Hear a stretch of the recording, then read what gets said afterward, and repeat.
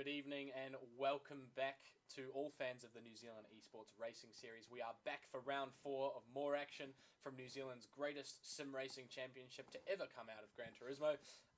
I'm Tom England, and I'm joined once again by George Cook here at Respawn Esports HQ in the heart of Wellington City, who are powering this fantastic championship that has provided us with so much entertainment so far this season. Big thanks as well to our friends at Highlands Motorsport Park, who have put up the prize of a real-life drive and a radical race car for the winner of our grand final, the live finals, which will be going ahead on the 15th of December. But first, we have to get through the online season and find out who's going to those live finals, and that's where we're at the moment. But, George, your thoughts on the season so far? Oh, it's been exciting. We've had strategic races, we've had sprint races, and it's been a good showing of the skills that are out there around New Zealand, which have been ever increasing. We've had a big showing in world events with Gran Turismo of late, and I'm sure coming up soon as well. Make sure you keep an eye on notifications for that, of course. But it's been brilliant. It's been good to see the skill that's out there. Yeah, it's been great, and the talent on display, it's something to behold. And of course, your sort of benchmark of Simon Bishop has proven the quality of our field in this championship so far this season, because Simon hasn't seemed to be able to get himself on the podium. We'll talk a little bit more about him later on, but as the championship goes on, we will have a look at our championship points as they sit at the moment in time. Matthew McEwen, A.E. McEwen, at the top of the standings with a dominant display. He has a stranglehold on this championship right about now, leading the way with 48 points out of a possible 48. 4 wins from 4 races in the first 3 rounds. He leads Monkey Matt of Christchurch in P2 with 31 points, and the Big H, as we've decided to call him here, in P3 in the championship so far. 29 points, so 2 points separating second and third. So it's looking a lot like the Formula 1 championship at the moment, with our Max Verstappen in the form of Matthew McEwen out the front. But if you have a look further down the field, it's a lot tighter than it first meets what first meets the eye when you look at McEwen's point scores, of course. So 2 points separating second and third there, and only 3 points back to a Green Goldfish in fourth, who's had a resounding return in the second and fourth races of the season, picking up a second in race number 2 last week in round 3. Scooter 82, who missed the first round, has come in with a very strong 20 points so far, and Psydog in P6, who was struggling a little bit in the early stages, he's holding on to P6, so he's secure in that grand finals position. But anything could change later on. We look down at the red highlights down the bottom. Big Head Ted, who's tied on points with Dive Cable at the moment for P10 and 11. That's your cutoff, though, for that top 10 that go to the grand final in the end. 3 points for Jinx Links, P-Tender with 2, and iWizards with 1, and Crimson yet to score a point down the bottom there. But if any one of those guys win tonight's race, they will catapult themselves into the top 10 and end up with a much stronger chance of making those live finals. They certainly will. And, of course, that's where you want to be. You want to be here in Wellington. You want to be here. We're going to have rigs. We're going to have cameras. The whole works. It's going to be very, very exciting to have this, essentially, I think, the first LAN event here for Gran Turismo 7 in New Zealand ever. So, again, big thanks to Respawn Esports and everyone who's supporting us to get this done, because it's absolutely incredible to see. We will talk about some stuff soon, but the mighty Bathurst, the mountain. I can't tell you how much I'm looking forward to this. Now, this track is notorious in the Oceania region on Gran Turismo. It's home, really, for anyone from the South Pacific. Australia and New Zealand is the closest thing we've got to a home track in any case. But it's the sort of track that adds 10 horsepower to any Australian driver's car. You come here and suddenly Australia is driving so much faster on account of patriotism. But a great track it is, a hugely challenging circuit and steeped in history. They hold the Bathurst 1000 annually here at this track for the Supercars series and other notoriously fantastic events such as the 12 Hours of Bathurst in the GT3 category and other legendary events. There's so much history going back all the way to the era of the Skylines, the GTRs, back when the Winfield cars were competing. Yeah, exactly right. I mean, great series that have been held there. I mean, you've got some beautiful old school pictures of that happening. I mean, this used to be just a backwater town, but Mayor Griffin, he decided, no, we're going to turn this into a key pinnacle of motorsport in Australia and, in fact, the entire South Pacific. And that's why we've got a corner named after that mayor. He is a famous man, Griffin's Bend. That is why Turn 2, I should say. The more you know. I didn't know that, so that's a really excellent thing to learn. Before we get into our details of the race circuit, though, we've got to talk about something a little bit special that happened last week. Monkey Matt, one of our competitors in Division 1, was competing away from home in Auckland on a homemade rig that replaced his Racetech rig that he has at home. So here's the tweet on the screen right now. So his home away from home, the rig away from home rig, wood rig as it was dubbed by him and his friends, was used last week with a new seat as well, a new race seat in the in the rig there, and he took the wheel and the pedals from home on the plane. So a big thanks to whichever airline that was that allowed him to take that all the way up there. That would have been a big suitcase to carry, but he managed to get them all there, and the racing stripes just complete the package, don't they? I was going to say, like, this is looking great regardless, but the racing stripes top it off, cherry on top. I absolutely love it, and I love the DIY aspect to it. You know, it looks solid too. I mean, to be fair, you could probably spend $2,000 on a rig and probably not get as good a deal as that. It's fantastic. I'm really impressed with this rig, and it's just the level of commitment from Monkey Matt to get this done so he can compete in the New Zealand Esports Racing Series. Fantastic. We'll move on to our track now, of course. Bathurst, the Mount Panorama Circuit, 6.213 kilometres and 23 corners for our drivers to deal with tonight. Steeped in history, as we were talking about before, but let's have a look at the important sections of the track. We've highlighted a couple of areas there for you. The first being the cutting, the left-hander at the bottom of the mountain, high-speed corner into unsettled braking zone. So you lift for the left-hander, a light left-hander that you can't take quite flat, into a braking zone where the car's quite unsettled on the way through. And then we've got the top of the mountain, skyline to dipper. You can see the weaving of those areas on track. The downhill S's are very, very crucial to this track and very easy to make a mistake down there too. Oh, they certainly are. I mean, the car gets all sorts of loose. The rear end doesn't like any of it at all. And of course, you've got barriers on both sides, only a few meters apart. That is a real challenge to get the car down there. And of course, into Forest Elbow as well, we have to mention, because that's the end of that run down the hill. It is a tricky zone. You're under brakes, you're under steering. You get on the brakes, so all that weight's going to go to the front of the car. The rear wheels are not having a ball of it at all, and it's going to step out on you. Got to be very careful. Very, very tough corner, and I was watching a couple of our Division 2 drivers earlier on. We do have other divisions, of course, in the New Zealand Esports Racing Series. This competition is open to all skill levels. Don't think just because you're watching these fantastic drivers on screen that you can't be part of this. We're still accepting entries if you want to get amongst the action and win yourself some prizes in the process. But looking at Bathurst, we've got one more section that we have to check out as well, the Chase, one of the most famous corners in all of motorsport around the world, I think. Yeah. Heavy braking zone, a chicane per se, but not a lot of people would call it that, at the end of Conrod Straight, or the middle of Conrod Straight, actually, because did you know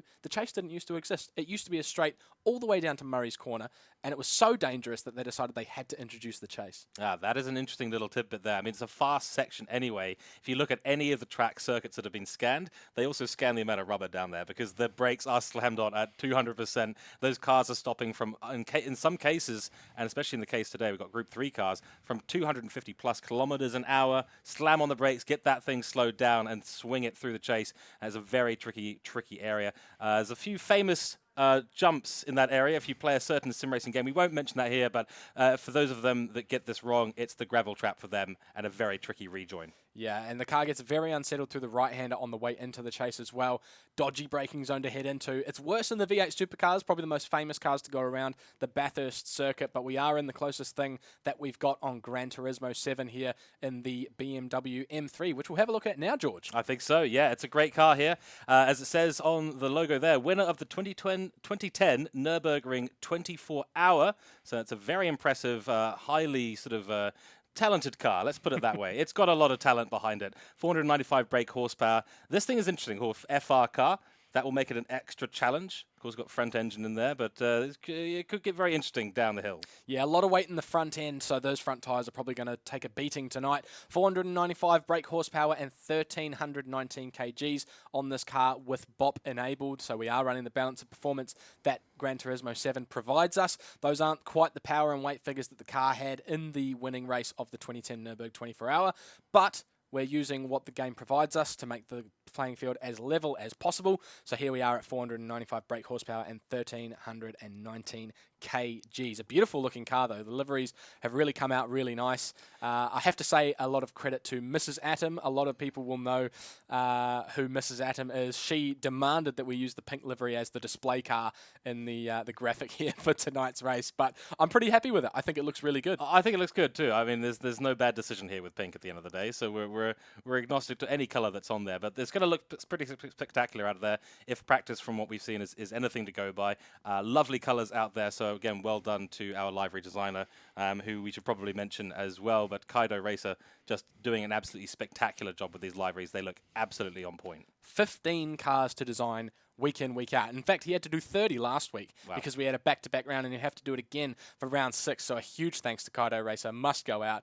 An excellent job he's done so far. This car, of course, tonight, you can see there on the bottom left-hand side of the graphic, racing soft tyres only available tonight, which leads us a nice segue into strategy. So tyres and fuel for this race, we're looking at 29 laps here at Bathurst. So this is one of the longest races on the calendar for New Zealand Esports Racing Series. 29 laps, we're looking at about an hour total of racing after qualifying. Racing soft tyres, the only tyre available for this car, and you can see there with our multiplier of 4 times tyres, you're looking at about 11 laps per stint for these tyres. So perhaps Monkey Matt, the tyre whisperer, can take them a little bit further.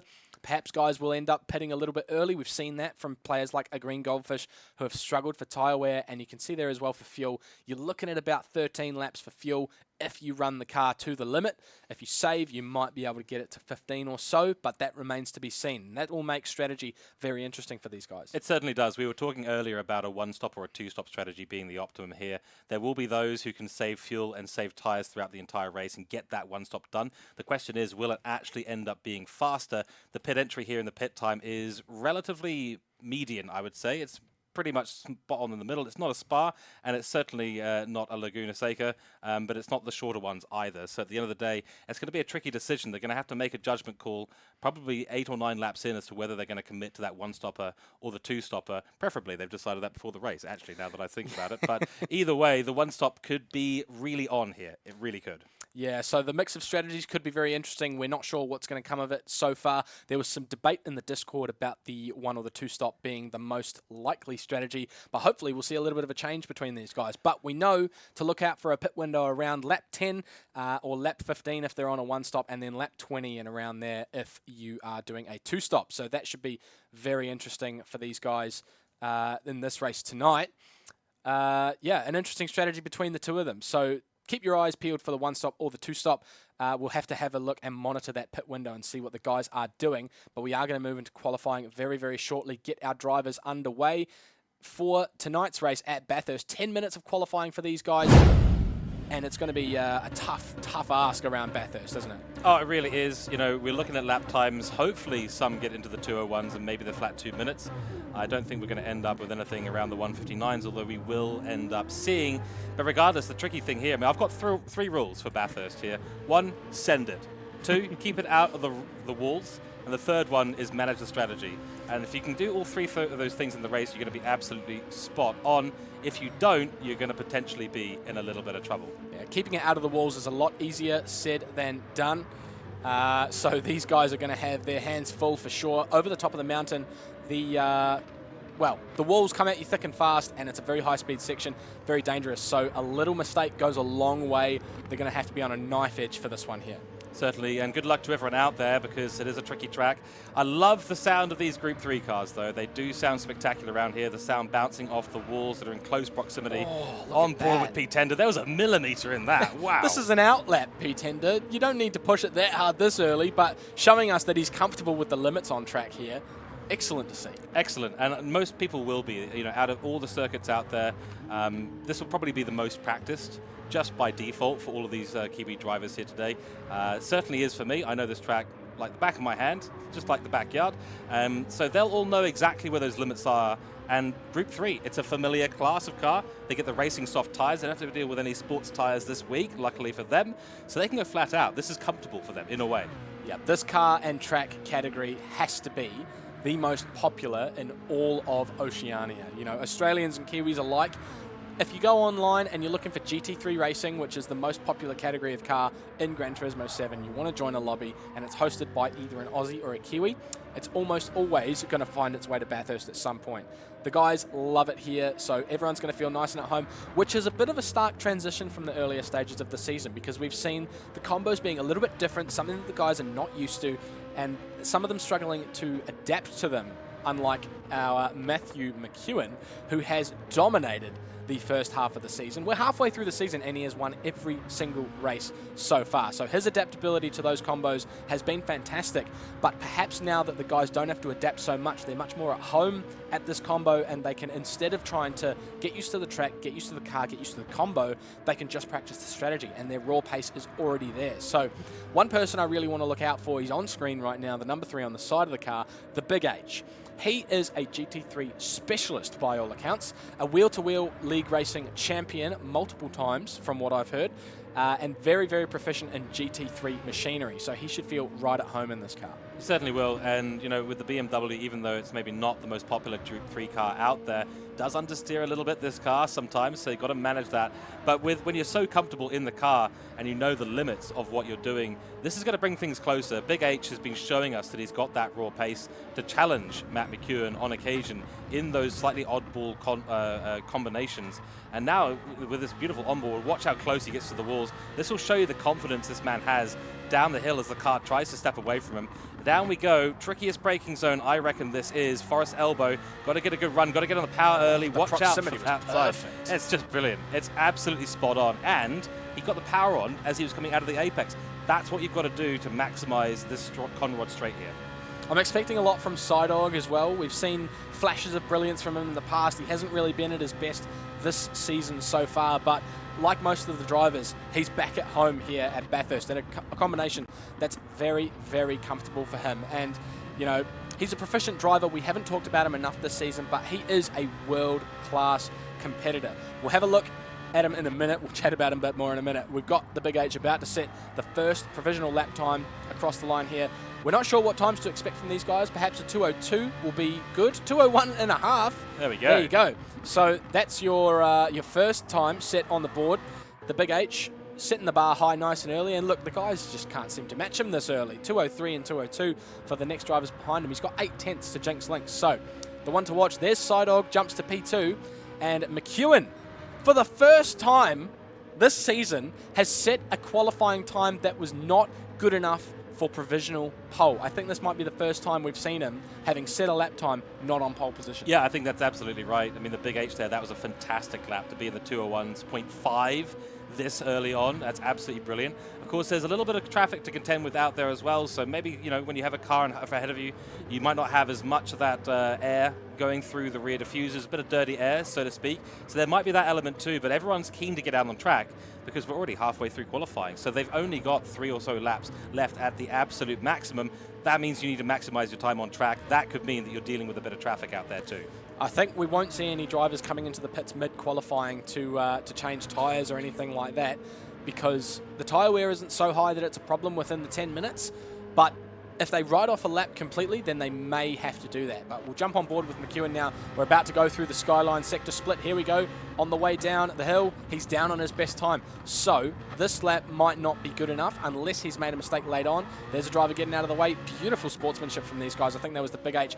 That's fantastic from these guys. They look like absolute professionals. It's a class act out there today. That's what we were saying. These chaps are going to know Bathurst like the back of their hands, and they know the points at which they need to get out the way if they see a car in their rear view mirror, and it is absolutely down the hill. You've got to make sure you get out of the way. You've got to make sure you let competitors through. Remember, fair racing and clean racing is good racing at the end of the day. It doesn't matter if you're first or second. If you do it in the wrong way, at the end of the day, it's not good racing. The ends do not justify the means. Now, something we have to watch out for here in this qualifying session as well is the slipstream effect. So the Big H, importantly, no cars either side. He's got plenty of clear track. In fact, he's the first car out on track. That might be a huge advantage for him. However, if McEwen picks his gap well enough, and he can get a gap of 2 or 3 seconds to the driver in front, and then he pulls that time in and then picks up a slipstream on Conrod straight without dealing with the dirty air that gives you a disadvantage over the top of the mountain. That should be enough without even driving any faster at any other period in the track to improve his time more or enough to go provisional pole. But 2 laps down from McEwen, still hasn't unseated the Big H at the top. So, like we were saying, a GT3 specialist, the Big H on top for now. The others in close contention, HC Lewis is someone who's thrown his name in the mix. He's only 4/10 off the lead here as well, so he might be able to pull something out of his hat also. Exactly right. Now, we did actually say that most likely we won't see competitors pitting. But Simon Bishop and Jinx Lynx decided, yeah, it's time to throw on a new pair of tyres. They'll be going out again. Simon Bishop obviously thinking that he needs to have that maximum grip aspect here to get himself back up. But HC Lewis, as you just mentioned, 3rd position right now. He's only 2/10 off AE McEwen. That's only 5/10 separating the top 3 at the moment. Technically the top 4, because Simon Bishop is only 48 hundredths of a second behind. So it's all on for pole right now. And Simon Bishop, if he can go fast and find some speed out there, which he clearly has, then hook up the lap, get that time in there. He's got the banker. 4th place is already one of his better qualifying positions in the series so far. If he can maintain that and get a little bit extra out on track, and you only need half a tenth of a second right now. So Simon's only going to get one more stab, one more bite of the cherry this time around in the qualifying session. If you look at the timer up there, 2 minutes to go. Given that it takes about 2 minutes to do a lap, and he's nowhere near the start-finish line. In fact, he's halfway around the circuit right now. He's only going to get one more shot at this, so it's going to be one and done for Simon here. The others will probably get 1.5 more, so they'll probably be able to complete 2 more from here, or anyone who's already crossed the line. So who's gone across? No one. So if we look at the track map, we can see the Big H at the top there going across the line, so he's not going to be able to get another lap. So this is going to be it for these guys. Everyone who crosses the line now, they're going to get one more bite at the cherry. So track position is key. HC Lewis, oh, he didn't quite unseat McEwen. I saw a 201 there. Managed to get very, very close. Simon's trying to pick his spot here now, and he's got someone in front of him there too. Who is that? I am not 100% sure, but the leaderboard's just changed. Monkey Matt has found his way up into the P3 position at the moment. And as you said, this is going to be the last lap for everyone out on track. Got to make sure you get across the line, but there's still 1 minute and 10 seconds to get across and do that. Even if you have to stop on track, make sure you have the space at this time. You've got to absolutely put in a lap of the gods. It's got to be that. It looks like Jinx Lynx is the guy trying to pull a slipstream off Simon. If that's Simon in front of him, I can't quite tell. But the slipstream strategy for Jinx Lynx, now that's important. So he's going to get a nice slipstream up here. Let's have a look at his purple across the first sector. That'll be very, very interesting, because he's got a nice tow from the driver in front, who I believe is Simon Bishop. There's your sector split. He's up on his best, but not purple, curiously. But down in P8 at the moment, that's not exactly a huge surprise. Got a bit of time to find it in the remainder of the lap. Now he's going to suffer from dirty air here. So as they go up the mountain, these corners are tight and twisty, and that turbulent air from the car in front is going to slow him down no matter what he does. So this is crucial for Jinx Lynx, that he nails the sector and then gets that benefit of the slipstream down Conrod as well. Absolutely. He took quite a shallow line there into the cutting, into and that's the the car wall. ahead. Who is that? He's into the wall. That's unfortunate.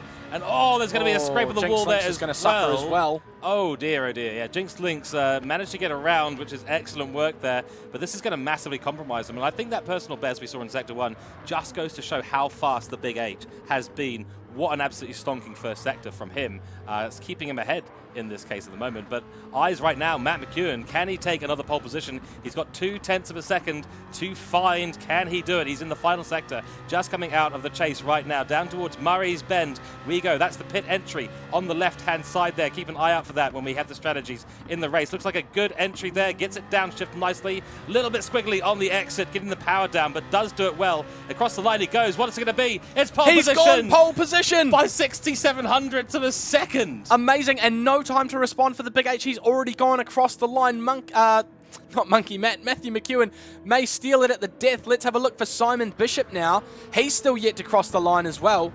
Let's have a look what he's up to here. So through the chase he will go. He's not picked up a slipstream this time around. He's not given himself that sort of advantage here. We'll have a look if he can improve his time.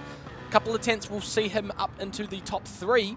But he's going to want that half second to get himself on provisional pole. Let's have a look. Or it will be pole position if he can do it this time around. 2 minutes, 2:01. It's not going to be enough, but he is going to go P3. So he changes up the leaderboard in the dying stages here. Does Simon Bishop, and almost matches his door number as well. What a great showdown we've got. We've got Matt McEwen versus the Big H versus Simon Bishop in the top 3 positions. Monkey Matt just losing out by 26 hundredths of a second there. Looks like we've got about 5 or 6 drivers at least separated by nearly only 0.5 of a second, so it's absolutely incredible. Down the bottom of the field, Crimson, Big Head Ted, unfortunately rounding out the field today, so a little bit unfortunate for those chaps. But absolutely amazing little situation there. What a great qualifying. Amazing, and it was oh so close to being McEwen's first time not attaining pole position, and how close it was, and 0.067 between them.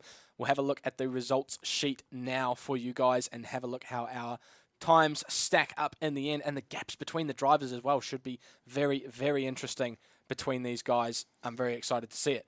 We'll get over to that very shortly, and then we've of course got an interview for McEwen as well. Another one. How many has he had this season? A few. I think this will be his 7th at this stage, or something or thereabouts. So get DJ Coloured in here, I think. Another one. Another one. Beautifully done. So there are our quali results. McEwen on top with a 201.5, only 0.067 ahead of the Big H, who nearly, oh so nearly took it away from him. But, you know, he's still in with the fight. He's still part of it. And Psydog, with that last-ditch effort, gets into P3 ahead of Monkey Matt and Lewis, who are two of his closest rivals on track. Let's have a look now, see if we can get Matthew in the box here and have a chat with him about his pole position. I bet this will be an interesting conversation. Matthew, do we have you? Yes. All right, we can hear you, Matthew. I hope we can hear him on stream. I'm sure we've got that all sorted. Matthew, you snatched it on the last lap, on the last attempt. How close was that to not being enough? Yeah, it was pretty close. It was looking pretty grim for quite a few laps there because I just couldn't get anything together. And then, yeah, I was 3/10 purple halfway through the lap on the last lap and just gradually chipped away at that time and ended up barely ahead at all. 0.067 was the gap, and we thought for so long that the Big H was going to take the first interview away from you for the season, but you've managed to keep your 100% record going. Do you think you can keep it up through the race as well? I'm hoping so. It's a long race and I'm really not feeling too well today, so we'll see if I can cope with it. All right, very good. So we'll see how you can get through. It is a long race tonight, the longest one on the calendar, so good luck to you, Matthew, and I hope you're feeling better by the end of it. Thank you. All right, so we will get into our race very shortly, but we'll go back to the results screen momentarily to just recheck that grid and get ourselves nice and familiar. Of course, Monkey Matt NZ down in P4, so we were talking about him before. He was driving away from home, but we learned late stages that he's back in Christchurch on his home rig this week after using wood rig last week. He had to come home for an emergency, so he's on familiar ground at the moment. So we should see some of the best from him. Lewis in P5 there as well, a good qualifying from him. He'll be happy to be where he is now. Jinx Lynx in P6, Scar in P7, Scooter82 in P8. We move into our second page, a Green Goldfish P9.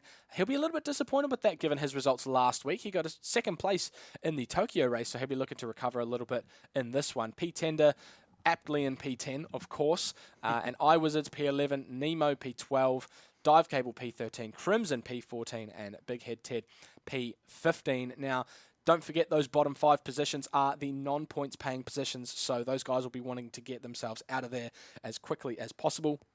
And that strategy might make all the difference for these guys. So we'll see how that goes, of course. But yeah, we'll get into the race very shortly. I think these guys might be just about ready to go.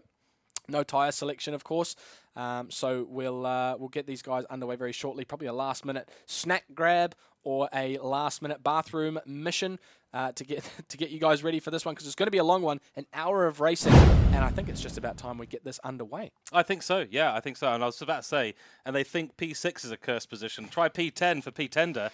He's absolutely cursed that position, unfortunately, but still a solid result. Still get points for being in that 10th position at the end of the day. So not a bad result at the end, but it's all going to be about who can keep it the cleanest in this race. If you can manage to make it through this race cleanly, without crashing, without causing some damage to your car, manage that strategy well. It's those 3 rules I was telling you about earlier. Send it, keep it out of the wall, manage the strategy. You do those things, you're in for a result. And we saw some guys putting it in the wall in that qualifying session as well. Did. So how easy it is to do, to let your foot off the gas at the wrong time, to accelerate when it's not a good time.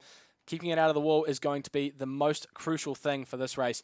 and it is a long race, of course, so the strategy will be a huge part of it as well. The one-stop versus the two-stop should be very interesting for these guys, and I'm so excited to see how this one plays out. Likewise, I think it's time for us to get started with today's event. 29 laps, Bathurst. I couldn't ask for anything better. In Group 3 cars, nonetheless, chef's kiss. Let's absolutely go. So we'll see them out on track, on the grid. Of course we will. And, you know, I was hoping we could do something along the lines of the Bathurst 100, but it turned out the Bathurst 100 wasn't quite long enough to make it a proper race of things. So we made it a little bit longer for these guys. So we're on the grid now. Have a look at your drivers. Pole position, McEwen.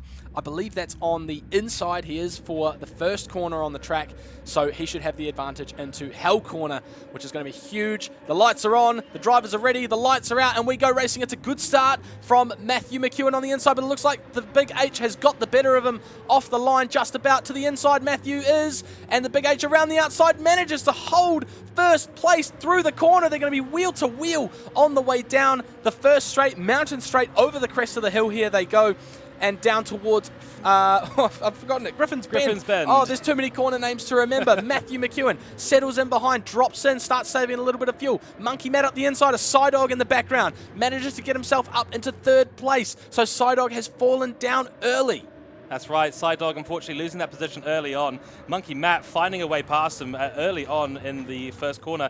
And now here we go, up the cutting for the first time. It's a tricky place, but you can find a way up the inside if you do a really, really big send. On board with the rear wing now of the Big H. Up we go, through the hill for the first time. Such a tricky section. The tyres are not going to be up into the realm of stability. That was a wall there that was grazed by Apex. So he is finding those limits already early on. Nearly found a second away from Matt McEwen at this stage. Monkey Matt, though, third place. Great stuff from him. And Scar, of course, up to seventh place, too.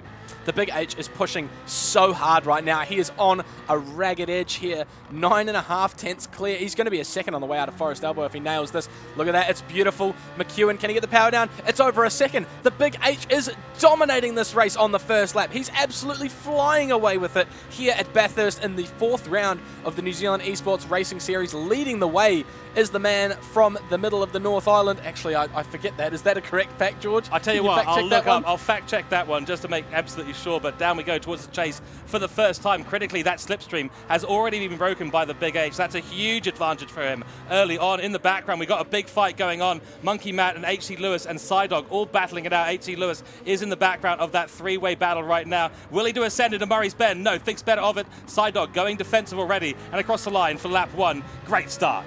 What a way to start this race. It's a long race, guys. Don't get too racy too early. You might wear out your tyres a little bit. Lewis erring on the side of caution for the first corner here. Hell Corner, of course, as it's known by name. And putting the pressure on Simon in the early stages, although Simon also applying a bit of pressure to Monkey Matt here. Look at that trainer cars as they come down mountain straight for the second time.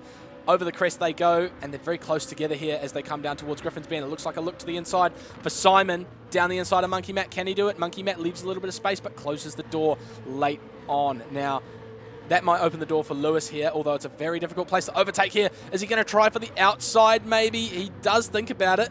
Can't quite get it done there on the way into the cutting. A dangerous area to be thinking about it. I'm sure Simon was shaking his head in the cockpit thinking, there's no way, mate. You're not making that happen. Exactly right. He had the inside line there, so he had all the time to sit on the apex. And Simon Bishop defending like an absolute champion that he is. It was nearly an impressive move, though, there from H.C. Lewis. We know how confident he can be in the car. Confidence is absolutely everything at a track like this, and especially when it comes to overtake, because more than half the circuit is basically single file. I think Lewis is very, very comfortable around this track. He's driven it plenty of times. He loves having a good fang around here, particularly in an FR car such as this. So I know that he's feeling good around here, and he's applying so much pressure to Simon right now. He can't avoid looking in his rearview mirror at the moment, can Simon? A down Conrod straight they'll come. Will Lewis have enough of an advantage in the straight line here to get by Simon Bishop? There's a beautiful shot of the side profile of the BMW. There's Lewis looking to the inside on the way down to the chase. He's going to have a go at it. He's going to argue the point. He's got a nose ahead now, and Simon wisely, potentially, settles back in behind and will allow Lewis to drive off. Now, at this point, we're going to have to start considering who's on which strategy, the one stop versus the two stop. And the guys who are on the back foot a little bit might be trying to save fuel and tyres and try to make that one stop work. So McEwen on the back foot of the Big H and Simon dropping in big behind. moment. We've had a moment there from someone who's Jinx gone Lynx, off there. Was it Jinx Lynx? I think it might have been Scar who drops down a little way. Oh, I can't quite see it, but this battle's very close as well. We've jumped and had a look at these guys back here, and look at them nose to tail all the way back from about P6 down to about P9 or 10 there. Huge battle pack going on here around Bathurst. Huge line of cars, and of course keep it single file through the mountain straight. It's all about that slipstream, Comrade Straight and the mountain straight, which we're on right now. The big send areas into Griffin's Bend right here, but no one managing to make that happen this time round. But Scooter 82, he's not had a bad start here at the end of the day. We've got Nemo up in the top 10 as well. So P-Tender, I think, might have fallen out slightly. We've got a replay of what's happened at the end of the lap that we previously saw there. Let's take a little look. So Scooter 82 we're on board with as we go through, and there's the car up ahead, gets off the curb, manages to recover it, so stays in position. So we didn't quite catch that, but that was the driver behind them. So I think that might be Scar, potentially, who was the butt of that particular incident, but he managed to keep it together enough to keep proceeding on. I think the official term is tank slapper, and he managed to really, really hang on to that car. I don't think he even went into the wall at the end of the day, so really was able to get off the power, slam the throttle back on at the absolute perfect time. Luckily, there's lots of grip in these racing soft tyres. That's helping them a lot when it comes to those little mistakes. And another little moment there. Jinx Leaks having a little bit of trouble maybe putting the power down. That's where you've got to put it down early, though, at Forest Elbow and down the main straight here. It's absolutely critical, but crikey, it looks challenging out there. And he's lacking that slipstream support from ahead as well. That 1.5 second gap is too much for him to bridge a gap here, so he's running in his own air, while Scar behind is benefiting from a slipstream, as well as Scooter 82 behind him. Scooter 82 applying a lot of pressure as well to Scar here, but potentially just sitting in behind, as we were talking about before, trying to look after the car, keep the fuel nice and light, as well as the tyre wear as well, so that they can run a little bit further, run to lap 15 or so, and get themselves into the end. And of course, we've got as well, we didn't really talk about this earlier, look at the defensive move there from Scar. We'll come back to that in a moment. Scooter 82 is going to look to the outside. Does he go round it? That's a beautiful move from Scooter 82 round the outside of Scar at turn number 1. They're going to be wheel to wheel on the way down to Griffin's Bend, but I think Scooter is going to have the exit there. That's generally what comes with the outside line on the exit of a corner. And he's going to get it done, I reckon, here. On the way into Griffin's, he's going to be later on the brakes. He's going to have that inside line. Nothing that Scar can do at this stage. It was a textbook move from Scooter 82, round the outside at turn 1, showing his class early, even all the way down in 7th place. These guys are the top of the game here. That's exactly right, and that is a standard Bathurst 101 move right there. Get it done on the outside of Hell Corner, up you go through the mountain straight, and then you've got the inside line for Griffin's Bend. Looks like there was a few troubles still there in the background, but Big H here, and I do have some updated information, of course. He's a Christchurch boy. A Christchurch man. Yes, we got that's two right. from Christchurch. But apparently he travels around quite a lot, so he does a lot of work around, and potentially a little bit of a... he spends his life driving, is what he said to us. So he spends his life driving, but he's based in Christchurch there. He was 2 seconds ahead at one point, had a little bit of a mishap there down the hill. McEwen's definitely got him there, but so far this has been an incredibly dominant performance right now from the Big H. He's doing very, very well. The question is, can he hold up this pace? It looks like he might be falling back into the clutches of McEwen a little bit, who's settled into what appears to be his rhythm at this stage. So he was saying he was feeling a little bit under the weather here, McEwen, but seems to be on it now and goes purple there through the third sector, or through into the third sector rather. Actually, is it?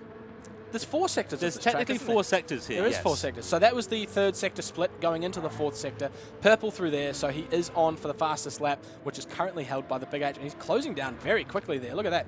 1.5 seconds now, the gap. So I think this battle's going to be on very, very soon. Monkey Matt leads Psydog back here as well, who's got the better of HC Lewis once again, which we didn't catch on the broadcast, unfortunately. And Lewis just trying to hang on now, it seems. And I do want to draw our attention to the fact that the fastest lap now held by Matt McEwen at 2:01.3. Oh, we've had a huge moment there for Psydog. He's lost it on the exit of Hell Corner. We'll have a look at that in a moment once again. He's going to rejoin the track now. And we've got a huge incident going on here. They're all out of sorts back here at Hell Corner. It's been absolutely crazy for these guys, and they're coming back on and causing more problems again as Big Head Ted goes through.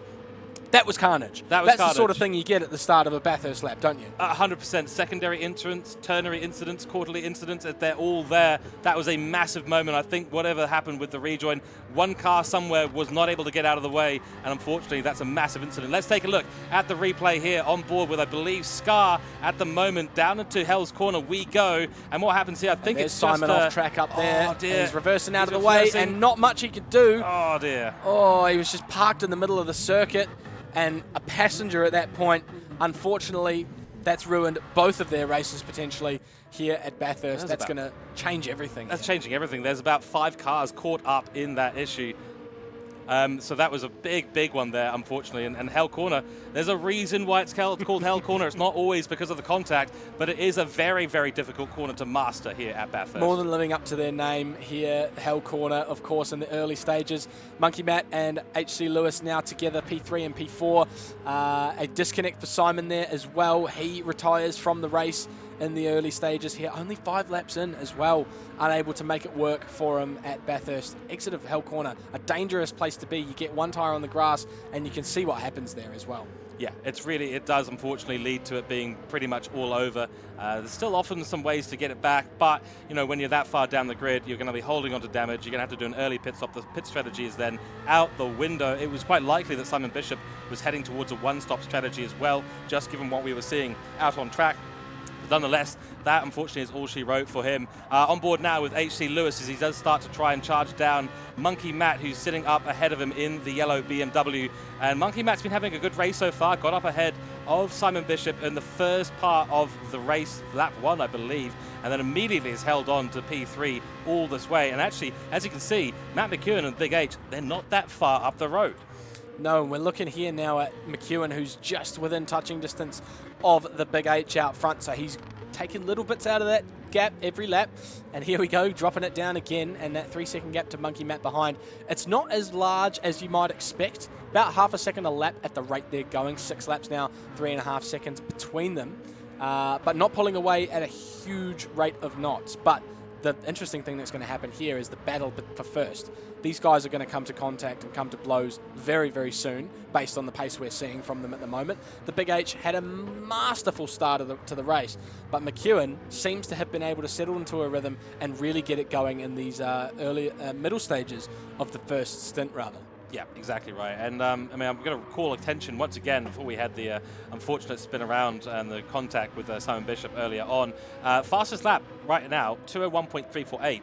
I believe, correct me if I'm wrong, that is faster than our qualifying times. I think it is. So that might be on account of it being a little bit later in the session. Although McEwen did have a bit of trouble with traffic, in the qualifying session. So that might be part of the difference here as well. Now he's got the benefit of the slipstream. We might see him improve again.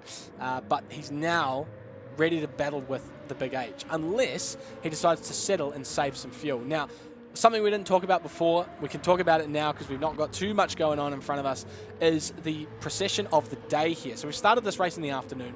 We've got one of the greatest things about Gran Turismo 7 is the progression of time of day. Now you can turn that up to go faster, which is what we've done here. We've set it to 3 times. So by the end of this race, we're going to be moving into nighttime. So it's going to get dark for these guys. The headlights will come on and the track temperature, crucially, will cool down. And that's going to make things very, very different. So they'll have to contend with that later on as well. So I hope their night driving has been practiced as much as their day driving. Yeah, let's hope their headlights haven't got damaged somewhere throughout the lap due to contact, which of course they don't. Perhaps Luckily, that's why Simon had to retire. Yes, of course. He just knew those headlights weren't going to be on. He was going to be driving in the dark and potentially alone on track. So he decided, no, that's going to be GG. But in a seriously, a very, very challenging track in the daytime, when you add in the nighttime aspect, they're going to have to slow down or they're going to end up in a wall somewhere. The braking zones are pretty tricky to get an eye on because this whole section up here is not well lit at all. In fact, I don't think there are any lights up here. You have to be relying completely on what you see ahead from a driver ahead or your own headlights. Now we're on board with Matt McEwen. That's very close on the grass. So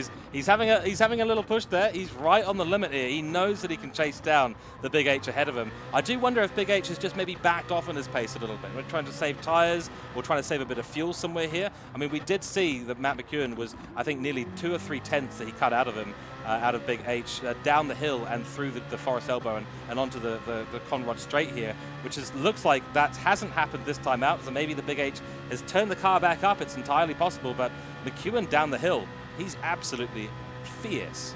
It looks to me like McEwen's in control right now. McEwen he's doing what he wants to do, and the Big H is just helping his cause. He had a little bit of an incident there, or a little bit of a mishap perhaps at, I believe it's McPhillamy Park. Correct me if I'm wrong, I think that's correct. So he went off into the dirt a little bit, and that might be on account of dirty air.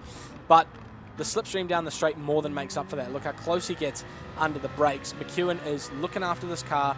He's saving fuel, he's saving the tyres, and he's putting himself in the best spot to have the best pit strategy for this race.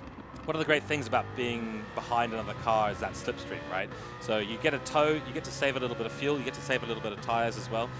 It sometimes is better to be P2 in most of the race. This might be the case here today. That might be what Matt McEwen is out there thinking. Maybe his strategy revolves potentially in some part around actually being behind another car and just trying to manage the strategy. This is something we see F1 drivers having to do all the time. Manage that strategy, manage their pace all the way through the lap. At this point, it looks like they're both going absolutely flat out, but those last 2 laps here, back in the 202s, so they're not quite on the pace they were on earlier on. Well, that might be on account of tyre wear at this point. We are lap 8 out of 29, and we talked a bit earlier about the tyre shelf life being about 11 laps. So they are approaching what is deemed to be the end of the tyre's life. So that pit window is looming thick and fast, and there's McEwen into the wall as well. Look how easy it is to make a mistake in that dirty air. So there you go, he's lifting off a little bit more aggressively through McPhillamy Park that time to keep it on the black stuff and make it through there safely.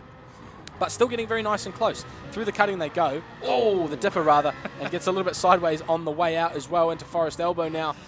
That tyre wear is looking like it's becoming a bit of a handful for these guys. So I think we're going to see these positions stay the way they are for a little while. We'll have a check-in on Monkey Matt, who's put a gap to Lewis. We missed that. A huge gap now, 7 seconds. What's happened to our Hooncorp driver back here? He's now got Scooter 82 ahead of him, behind him rather. We've missed a lot of chopping and changing here because Scooter 82 was with somebody. I think it might have been Scar, who was involved in that incident with Simon a little bit earlier, and now Scooter 82 going for a move on Lewis as they continue on their strategies and work out where they're going with this. So the pit window is open now for the 2-stop. 8 laps down. If you do a pit stop now and you go another 8 laps, you end of lap 16 and you've got about 15 laps to go. So you could pit now if you want to do a massive undercut, but then you'd have to extend both of the next 2 stints. These guys not going in on lap 8, but it could be any time from now. We'll check in a little bit more on the drivers behind. There's a battle here. Green Goldfish ahead of Crimson and Nemo. Crimson in a point-scoring position. Yes. That's fantastic for him. He hasn't scored a point all season, and he's now in a great spot to do so. Yep, absolutely right. So there's a few winners and a few losers, of course, from that incident we had with Simon Bishop down at Hell Corner a few laps ago. One of those is a Green Goldfish. One of those is Crimson. Great to see him up in P9 right now. And he's in the fight as well. He's not that far behind P8. In fact, he might have the overspeed here for a move into Griffin's Bend. Keep an eye on him now. It's a good overspeed. I don't think he's quite got the distance, though. No, does try to send, but very understeer. He misses the apex completely there. Luckily, that ripple strip on the outside is quite good for bringing the car back in line so you can get the power down. Just got to be a bit careful, but look how understeery these BMWs are. It's not an easy car to drive, especially in a circuit like this where it really does rely on that front-end grip. We've talked a little bit about tyre wear today, and of course, GG in front there, a Green Goldfish. We've talked about him being a controller user as well, which hinders your tyre wear capabilities a little bit as well. So his tyres tend to wear out a little bit faster than his competitors. So Crimson might be in position to steal P8 from him at some point, because if Green Goldfish is really going to run those tyres to the end of their life and still have to do the 2-stop, then he might be in trouble here, because Crimson, by all accounts, is driving on a wheel. Other notable controller drivers were P-Tender, who's now gone P6. He got the better of Dive Cable somewhere over the mountain there. He was on a controller. I believe he's on a wheel now from this round onwards. He might have been last week as well. I can't quite remember. But he is driving on a wheel now, and apparently he's loving it. So looking very comfortable right now on the wheel. Apparently he was previously on a wheel. He started the series on a controller, and there are early stoppers. End of lap 9. McEwen and Humper are in off the soft tyres. You look at the fuel save there. Actually, the Big H has saved more fuel than McEwen has. He now, has. That is a surprise to me. And, of course, a race in the New Zealand Esports Racing Series would not be complete without Monkey Matt the Tyre Whisperer going further than everyone else on his set of tyres. Yeah, it's becoming a bit of a tradition now, so we just have to expect it at the end of the day. And, you know, unfortunately the timing table has changed now, but I was going to say that P-Tender has switched out a cursed P10 for a cursed P6, so as we all know from the legend of Super GT. But nonetheless, so we've got a few out there who are not pitting at the moment. 5 cars in the pits, though, choosing the ninth lap, end of the 9th lap, to be the time that they're going to switch out those tyres. Those guys will all be on the 2-stop strategy. It's absolutely clear now. So the question is, who's going to extend? Who's going slower because of it?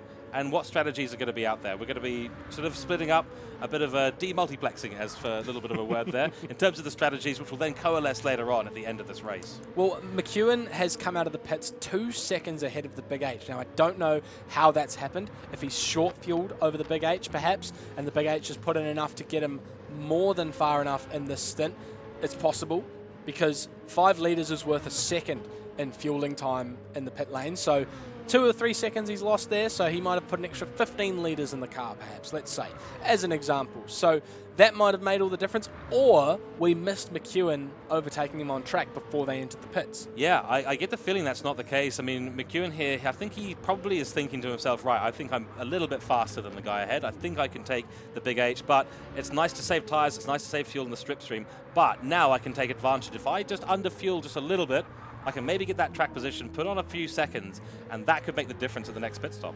And it looks like it has made the difference. We might see a bit of a change in the pit strategy into the second stop here for those guys, because you can almost guarantee now, if they've done a stop at this point, they're probably going to stop again around the lap 20 mark. So that's that pit window we were talking about, the second one. Now, what's crucial here is, does HC Lewis, he does pit in. Monkey Matt also into the pits there by the looks, up in P7. Into the wall for Lewis, but he manages to get it into the pit lane.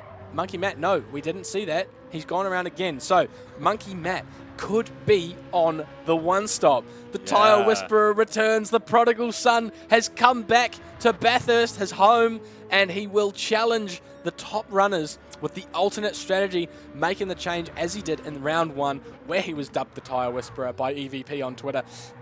Fantastic to see. I'm so excited by this. Monkey Matt again on a different strategy and really mixing it up for these guys. If there was going to be one driver that I would have guessed to do the 1-stopper, it was going to be Monkey Matt, because he's just proven that those tyres and him are having a bit of a love affair in a hotel room somewhere, because he is just looking after them like no one has looked after tyres before. It's stunning to see this, and that's really nice to see a mix-up of the strategy. Good to see that we've arranged races here in the NZ ERS series that are going to produce good strategy. It's not just about your overall speed. You've got to think about what you're doing out on track, and this NZ ERS series, while we're trying to find the fastest GT7 player out there, it's also the smartest. Now, this is a crucial period for McEwen here. You can see him in 4th place. He's done his first stop.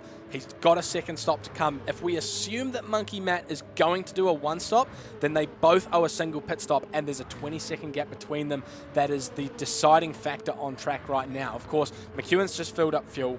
He's not going to fill up again until he pits, and he's probably not going to fill up quite as much as Monkey Matt when he comes into the pits, assuming he is on a 1-stop. If we assume Monkey Matt is on a 1-stop, and Dive Cable and Big Head Ted, McEwen's got to get past Big Head Ted, as we're seeing right now on screen. He's stuck behind him through Forest Elbow, and that slowed him down. You see the flash of the lights there in the front. He's trying to get him to move out the way, but of course, Big Head Ted under no obligation to move. Look at the flashing lights. McEwen is not messing around today. He wants to get by as quickly as possible. Big Head Ted, of course, can race him. He is racing for position if we assume he's on a 1-stop.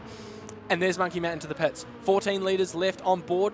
It might be a 2-stop for Monkey Matt as well. An overcut here, perhaps. It might well be. I mean, again, there's a bit of a competition here in terms of the 2-stop, whether or not you decide that you want track position or you want clean air. This could be a strategic move. This might bring Monkey Matt out in cleaner air than the others. I mean, we just saw the issue that Matt McEwen's had. While he has managed to find his way past Big Head Ted, that cost him nearly, I think it was about 0.7 of a second to Big H behind, and the Big H now's got to navigate Big Ted as well. But if he can do that cleanly, he'll maintain the advantage that he gained there. And Matt McEwen back into the lead of this race, but it's not by a lot. Monkey Matt coming out of the pits now, 74% of fuel. So this is a shorter stint, I think. It is. So he's also on the 2-stop. Unfortunate to see. Yeah. But he lived up to his name of the Tyre Whisperer for a little while there. So it looks like maybe Big Head Ted, the only driver on track, trying the 1-stop. unless he comes in very, very shortly. But to make it to the end of 12 laps, pretty good, I would say. I would say pretty good. I mean, unless he's going to pull some sort of magic, magic move here. 17 laps on the soft tyres. I don't think that's even possible for Monkey Matt. Well, you have to remember the late stages of this race, we're going to move into nighttime.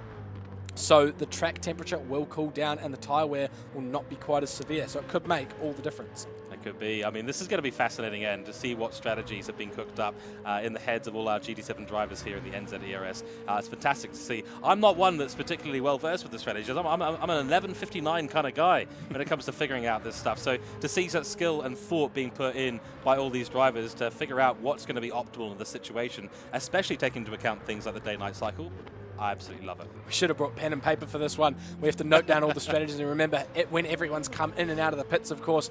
But it looks like they're all on the same strategy now. So everyone owes one more pit stop, excluding perhaps Big Head Ted, who is in P2 at the moment. Now, this will be interesting to see what he does. The Big H goes by Big Head Ted, so he goes through. Will we see Big Head Ted pit this lap? He's very close to the Big H here, not letting off as early as you might think. He's trying to stay close and pick up that slipstream, potentially down mountain straight here if we assume that he stays on track. Let's have a look. What does he do? Does he go in? No. Definitely a one-stop for Big Head Ted then. Yeah, almost certainly. So it's great to see that we have got someone on the one-stop strategy. This is going to be fascinating to see. Big Head Ted taking a bit of a risk here. I think he was well down in terms of qualifying. This is a chance for him to get back up. You don't necessarily have to have the top speed when it comes to the one-stop strategy. All you need to have is consistency out there. I would like to note, though, the Big H probably lost about a second sitting behind Big Head Ted for another lap there. So the gap now back up to where it was before. So pretty much even Stevens in terms of that. But it was a good exit for the Big H, and he's finding time on McEwen and going purple in Sector 1. So stagnating now, the 2-second gap, but these guys will come back together probably towards the end of the race. We saw how much better the Big H's fuel was at the end, even though he was leading over McEwen as well. McEwen had a great opportunity to save fuel there. The Big H was able to get more saved in that first stint, so that might help his case in the final stop of the race. He's going to have to start thinking about an undercut as well, because that's going to be a crucial part of his strategy too. He might be able to pick up some time if he boxes a lap earlier than McEwen.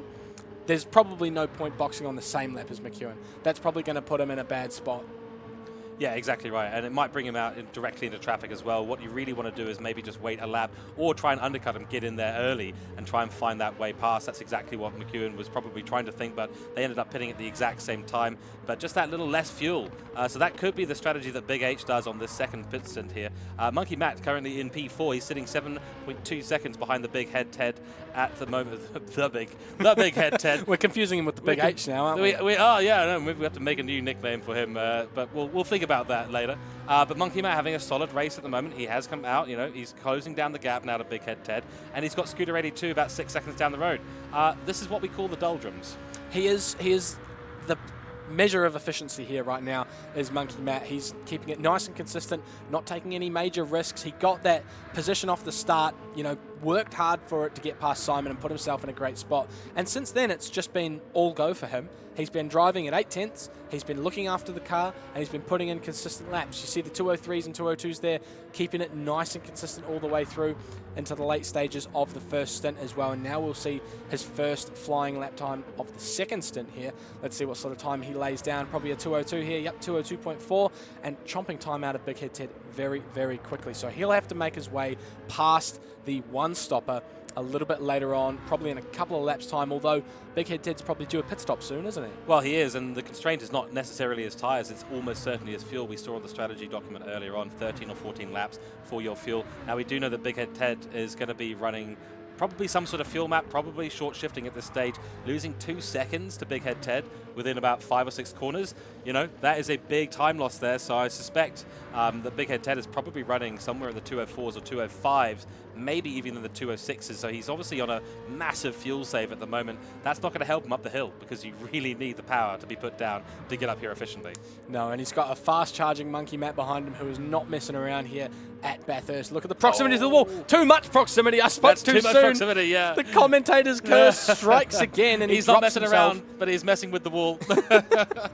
Oh no, a mistake from Monkey Matt. drops him a little bit further behind Big Head Ted. He was pulling a little bit of time. Doesn't look like he lost too much though. 2.5 tenths off his personal best here on this particular lap, so it wasn't all doom and gloom that time around. Let's check in with a couple of guys a bit further down. HC Lewis with Scooter 82 behind. We missed an overtake there from these guys, but I don't think we'll have replay action that'll take us back far enough for something like that. But HC Lewis, P5 at the moment, just a second ahead of Scooter 82, who might be on the back foot a little bit here. Yeah, he might well be. I mean, they're both on the two-stop strategy as far as we can tell. HC Lewis, obviously, we know that he's found a lot of speed out there, but Scooter 82 has really been impressing me. He's super consistent out here at this track. He's finding some good lap times out there, and holding on to HC Lewis, I mean, that is no joke at all. I mean, it just shows the caliber of drivers we've got out here today. We truly are finding the fastest driver here in GT7 in New Zealand. And Scooter 82, well amongst the action. P6, it's the cursed position, but there's nothing to scoff at. There's Big Head Ted, 3% of fuel on board, so on the smell of an oily rag, he does come into the pits, and he'll sort himself out. That'll be his only pit stop, and perfect timing because he's just about at half race distance. Yep, so he'll have to do a 15-lap stint following that stint. So he's going to have to save a little bit extra fuel because I don't think 3 litres is enough to go one more lap. So he's going to have to be very clever about how he runs the second stint. I think tyre wear might be less of an issue this time around if we do proceed into nighttime, although it's still very sunny out here at Bathurst. Yeah, I was noticing that. I mean, the shadow's getting very long on the road, so I get the feeling that we're getting close to sunset and the track will start to get a little bit darker. And probably by lap 20, we'll be seeing dusk sort of come in.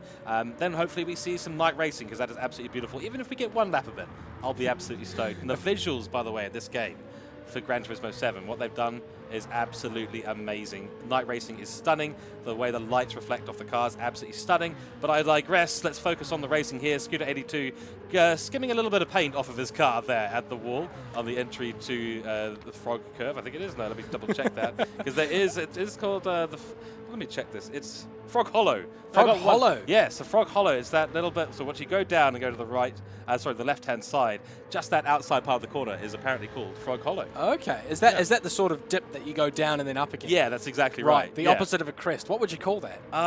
A dip? A hollow. A hollow? A hollow. Yeah, it is a hollow. yeah. There you go. That explains the name. 2 name origins we've learned tonight. Griffin's Bend and Frog Hollow. How good is that? So, educating the masses here. That's exactly right. The question is, are there frogs there? That's the real question.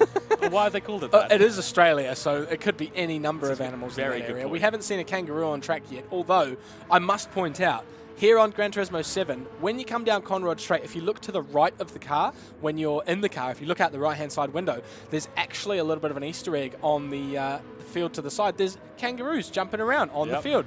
So we're not quite going to see it from this angle, but if you find yourself on Gran Turismo 7 at any point and you're driving around Bathurst, park up on the side of Conrod Straight, look out to the right-hand side, and you will see kangaroos jumping around. Certainly will. And actually also go and park yourself just before Frog Hollow as well. And just look out in the distance, wait a little while, you might see something special too. And I hear there's a cat lurking around this circuit as well. Yeah. There's a couple of Easter eggs in this circuit that I absolutely love, but I love that from Gran Turismo 7. And the Loch Ness Monster at Trial Mountain. Oh, yeah. Perfect. The attention to detail in this game has been fantastic, and it's something to behold. Really, really good to see. And we're already getting a thank you in the stream chat there as well for being educational. I wonder how many Australians knew that information.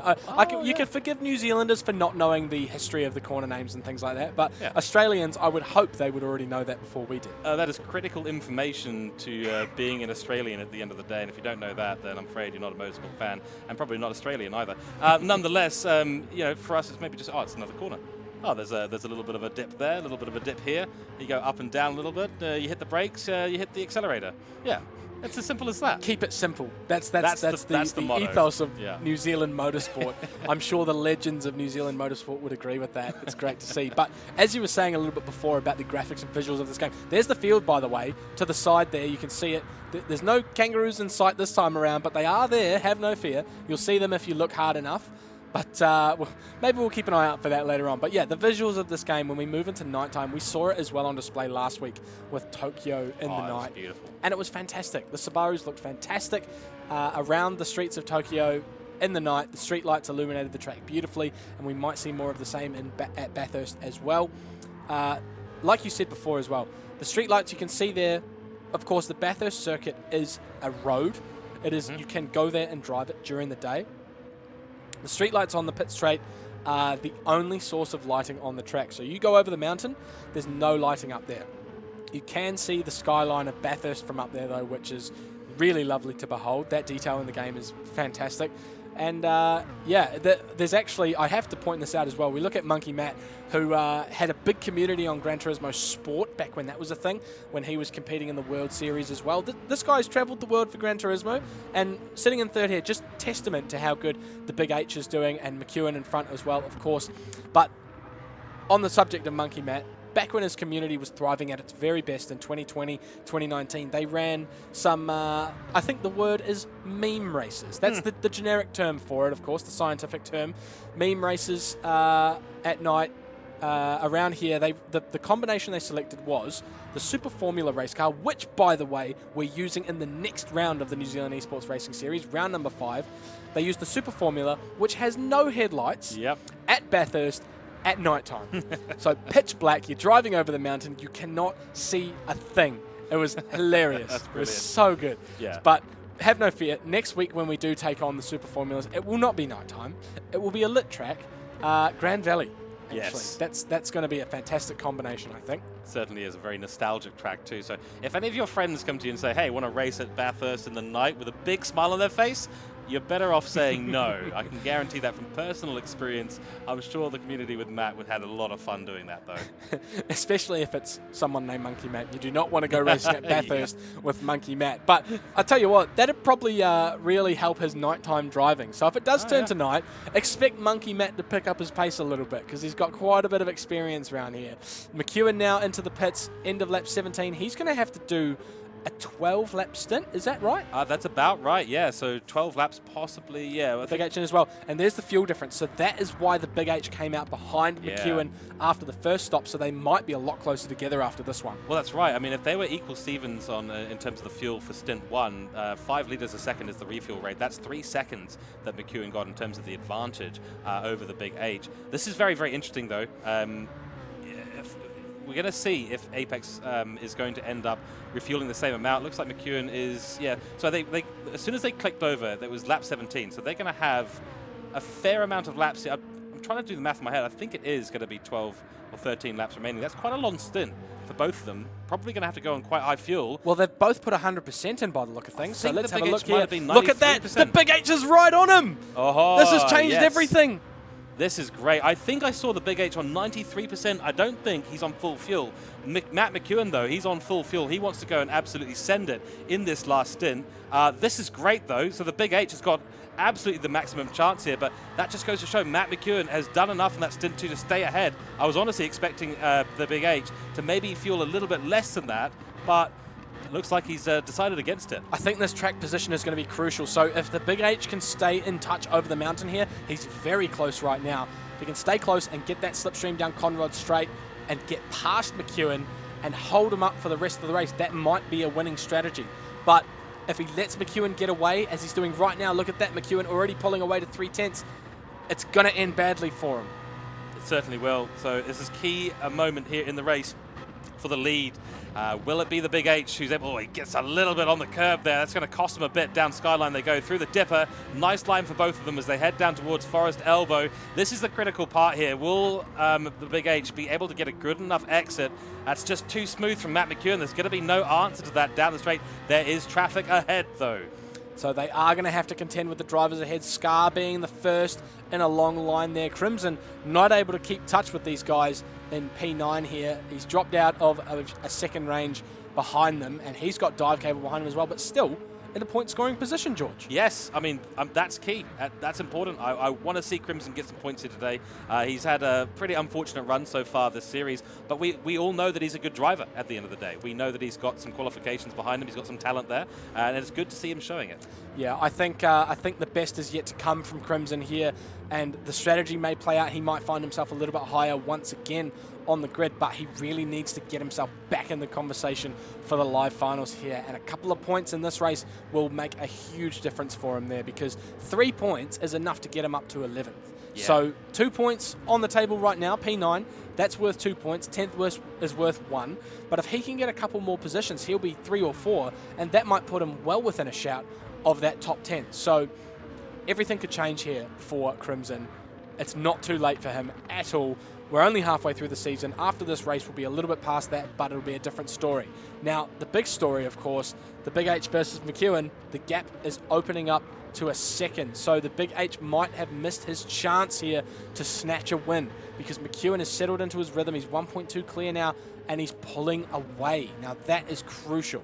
Yeah, that is the key thing. I mean, with less fuel on board for the Big H, then, you know, at the end of the day, if this is the pace that Matt McEwen is going to set, he is going to run away with things. That gap is only going to extend at the end of the day. So the Big H really kind of lost his opportunity there. So without a mistake from Matt McEwen, which, you know, from what we've seen so far, going to be quite unlikely, though at Bathurst it can, you know, it can happen, that's for sure. The Big H is really in a trouble spot here. P2 is sort of looming over him, despite essentially starting the race in P1. Didn't start the race in P1, but he was ahead immediately. So it was unfortunately all his to lose here, but a clever strat for the pit stop from McEwen has really set him up for another race win. He's timed this perfectly as well. Look at this. He just drove over the mountain with not a hint of dirty air, and now on Conrod Straight, he's got a beautiful slipstream from the drivers in front and giving nothing to the Big H behind, and he's pulled nearly 3/10 on him just down that one straight. So that's going to make a huge difference to him, and now he can pick off these guys one by one as they come down Mountain Straight, and they're all going to go into the pits and get straight out of his way. Yep. McEwen could not be any luckier right now. That has worked out so perfectly for him. I shouldn't really put it down to luck though, should I? Because this guy has been clinical all season. He probably thought that out, didn't he? He might well have. I mean, you know, the seas really did part there for Matt McEwen, and, you know, whether he planned to have maybe only one car was in the plan, but to get all three ahead of him pitting, I mean, he's timed that to absolute perfection. GG, currently in P8, went on 0% fuel, so that is running it right to the wire. Well done there for managing the fuel, but a critical pit stop for all three of these drivers, all four in fact, because we've got 4 drivers in. Jinx Links pitted the lap before, so he'll be on full fuel now coming round. This will be interesting to see where he comes out relative to Scar, P-Tender, Crimson. This will be good. Let's see. He's going through Murray's Bend right now. Nice and clean through there. Cold tyres at the start. Oh, a little bit squiggly on the exit, but across the line he will go. All those cars now coming out of the pit lane. I think he might have lost out a little bit here, Jinx Links. Well, unfortunately for Jinx Links, he was part of that issue with Simon Bishop earlier on in the race, so that put him out of contention for the upper spots. But he'll still be trying to fight back and get some points because he's still in a great position to make the live finals at the end of the series. P13 right now ahead of iWizards. Crimson ahead now out of the point scoring positions, but more drivers yet to make their last stops here. That's right. We've got Monkey Matt, HC Lewis, both at the top, needing to pit again.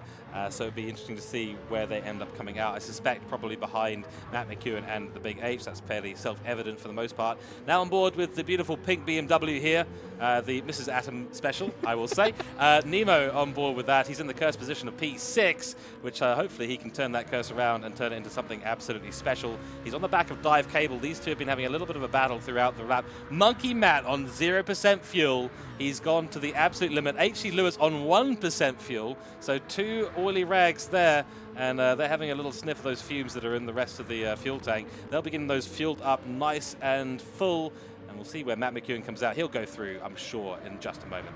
Well, they haven't even started refueling yet, and given that they're going to have to fuel to about 75, 80 litres of fuel, they're going to be stuck there for a long, long time. So I think they'll come out well behind these two, but probably not ahead of Dive Cable either, but Dive Cable still owes one more pit stop.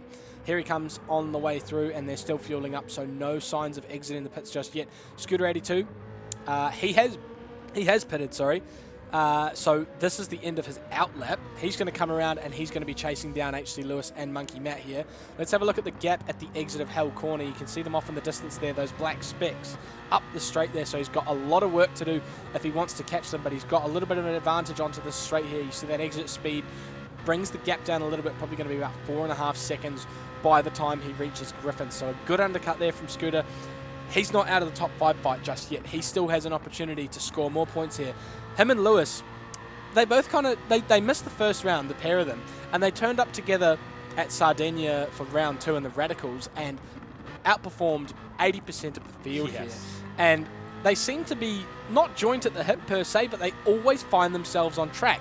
4.5 seconds now the gap, and I get the feeling that's going to come down later on. They've been together already this race at a few points. and I think that's going to be the same case once again towards the end of the race. I like that green livery though. I hate to put down towards Mrs. Adams' selection of the pink one, but the green one here looks fantastic. Yeah, that's exactly right. My favorite actually is the yellow one of Monkey Matt. There's just something about the yellow and black that I absolutely love. The combination. Wellington colours. Oh, it is Wellington colours. That's a good point. There you go. There's my bias being exposed by a fellow Wellingtonian. Absolutely love that. And maybe I just like yellow flags as a commentator. There's something about them. You know, you like to see it. No, you don't, of course. But beautiful libraries, of course. There he is. Yeah. So it's not too bad. It's not. I like the yellow. No, I'm a fan of the yellow too. I have to respect the fact that it is the Wellington colours, and of course Wellington does play host to the NZERS New Zealand Esports Racing Series. I don't need to say the acronym, do I? The New Zealand Esports Racing Series. We are live from Respawn HQ in the heart of Wellington City. Black and yellow being the colours of Wellington, the Hurricanes. Everyone who represents Wellington City in some way or the other, or the Wellington region, rocks that colour. So we really probably should have given that livery to someone from Wellington. Probably, but maybe what we'll do is, as a little joke here, is maybe we'll get a Wellington rugby supporters flag for Monkey Matt when he arrives here, potentially for the LAN event. If we can ship it off to him. We've got his address on file from the Corvette he won earlier in the series, so we could just sneak a little Hurricanes or Lions supporters flag to him in Christchurch, stick it up on the wall, or on the back of the rig somewhere, perhaps. Yeah, as someone who's lived in Christchurch before and grew up in Christchurch, I can tell you that is one of the most insulting things you could possibly do in terms of rugby colours. So I think that'd be great. Yeah, maybe we get him to change those racing stripes on his wood rig and get it to the yellow and the black colours. Well, so the colours of Christchurch would be red and black, wouldn't they? They would, and that's possibly why his rig is that. Otherwise, maybe he just likes red. I want to say, there we go. There's our black one. It's our red and black one. It's a green goldfish driving the red and black. So the Canterbury colours pushes wide a little bit. P-Tender there and muscles his way through. Now these are the point scoring positions here. So P-Tender drops behind Dive Cable, who takes that last point scoring position. This is a huge fight for the last points. There's 5 cars on track together here. This is a massive battle, and as Atom has just said, yeah, this is key for the track, for the championship points at the end of the day. Even a small number of points, 3 cars going into the wall there as they go up the hill through Frog Hollow. We go into Suleiman Park and now towards McFalmey. This is a great little battle. I think it's going to be interesting to see where P-Tender can get to. He was obviously forced out a little bit in the entry to Griffin's Bend, unfortunately. Dive Cable ahead, though. Dive Cable's been going pretty strong. He'll be on the fresher set of tyres as well amongst these. Oh! P-Tender goes for a spin, and that's it. He's out of the fight, and he's going to offer up his position to Crimson behind, who goes around the outside on the way to Forest Elbow and opens up the door for Jinx Lynx as well, who's going to have to settle in behind. Crucial, absolutely crucial part of racetrack there, and he's really let that get away from him. He certainly has, and the question is, how much will these chaps roam onto the grass has Oh! forced Jinx Lynx. Oh my goodness, the elbows are out for these guys at the bottom end of the field here. The points are everything for these guys, and they might be a little bit shy of the point scoring positions now, but no holds barred at all between these guys, really pushing the limits of what they can do to each other, using all of the track and then some along Conrod Straight there. Oh, exactly right. I mean, this is the thing about being in the bottom part of the field, outside of the top 10. You almost need to start working together.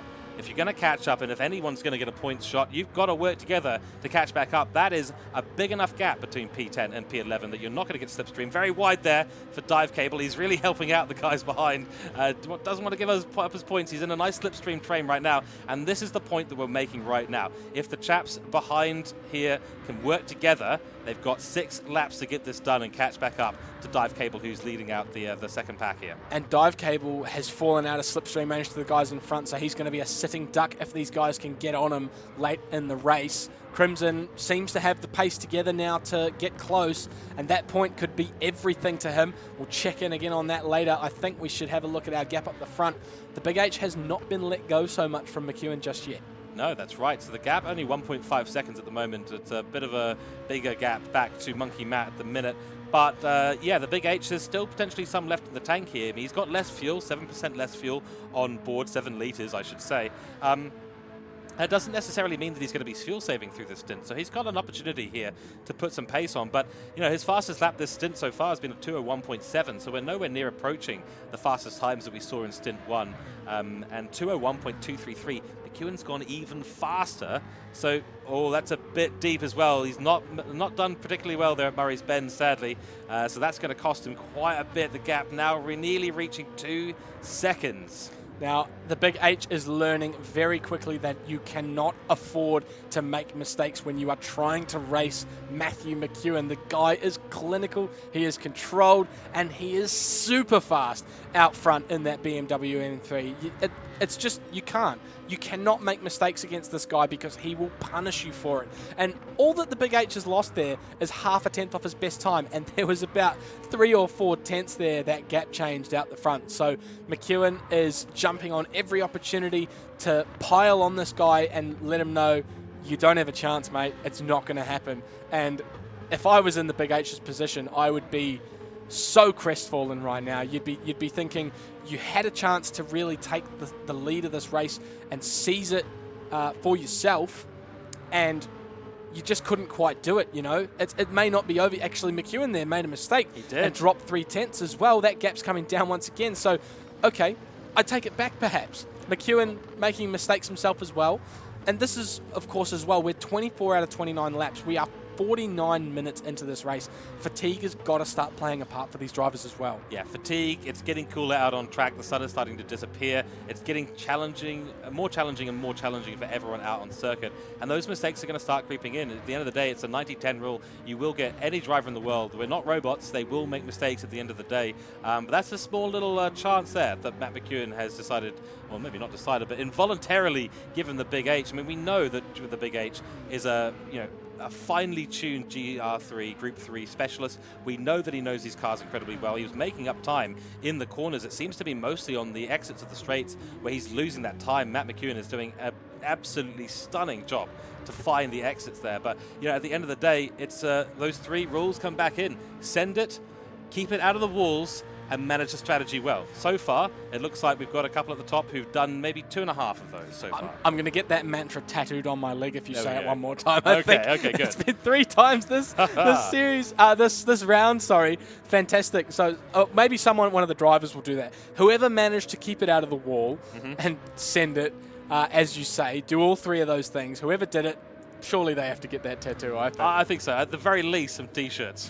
A T-shirt. Oh, it's fantastic. We'll hand it out at the LAN event. There Bathurst track map on the back. Yeah, I survived Bathurst. The 3 rules are key. There we go. The 3 rules of George. Yeah. Beautiful. You love to see it. So have a look at Scar now down here. He's got a little bit of a gap either side to a Green Goldfish and Big Head Ted. Green Goldfish, or GG as we're calling him, under pressure from Nemo there in P9 as well. They've dropped dive cable a little bit back there in P10, but he doesn't appear to be falling back to the guys behind too much just yet. But they're not out of it yet. Those points are still on offer.